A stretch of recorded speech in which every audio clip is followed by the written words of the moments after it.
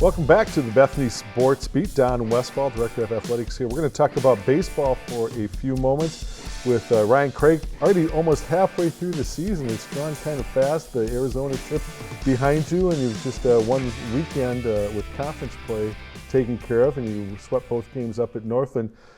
Kind of pleased where you're at, kind of at the halfway point of the schedule? Yeah, I think so. I think the sweep last weekend in Northland was a big sweep. They're always a team that's we've struggled with the last couple of years offensively. They're very, very talented. I thought those were two good wins.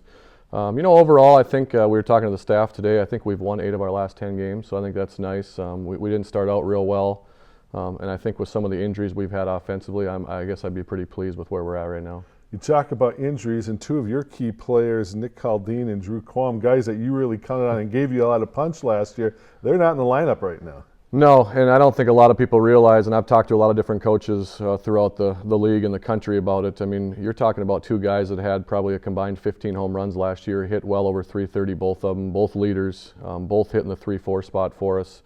And when you start taking the guys like that out of your lineup, it puts other guys in those situations that might not be ready. But I think the good thing is some kids have stepped up, and the next man up mentalities kind of came to fruition here, and we've been able to try to piece it together. I think there's still times where we struggle a little bit, but I thought it was very good last Saturday, and I think we could have scored a lot more runs, but we're starting to get it.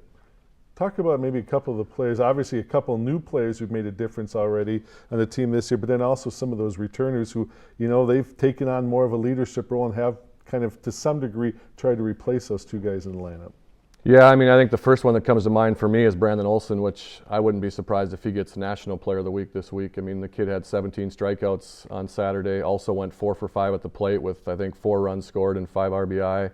5-0 on the mound right now. His stats are really good. I think he's one of those kids that we've kind of put him in the 3-hole now just because of some of the the injuries we've had. I think he's done a very good job. I think he's hitting over 330. Another guy that comes to mind is Jordan Grams. He probably doesn't look that sexy, I guess, to be playing or to hitting in our lineup, but he just makes plays. And I think he's one of those kids. He's a leader. He gets it. He's been in the program for a while, and he understands that defensively we have to be good. And he made a couple plays on Saturday that were just huge plays in the hole, and he's been a leader for us defensively.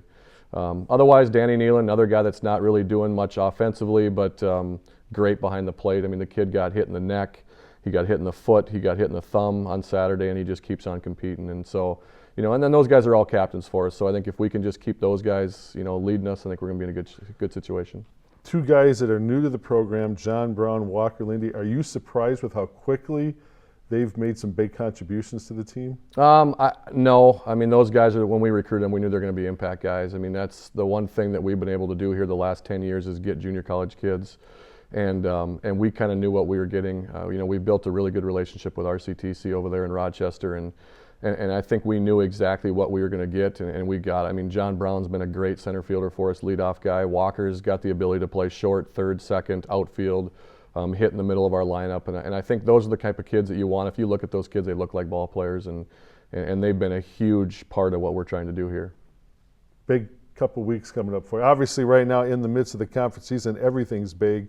But when you look at who you got coming up, the Northwesterns, the Morrises, and St. Scholastica, you're going to have a pretty good idea about where you're going to stand here in just about 10 days. Yeah, that's a big week. I mean, MLC is going to be a good one tomorrow. Obviously, you know what you're going to get with Scholastica. That's probably our biggest rivalry. It has been for years.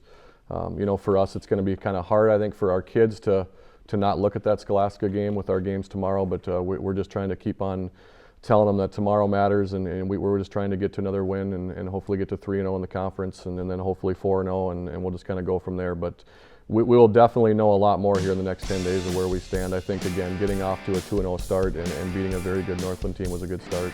Good start, and we'll see how the Vikings continue as they migrate through the rest of this UMAC schedule. Ryan Kragh, head baseball coach, and Don Westfall here on the Bethany Sports Beat.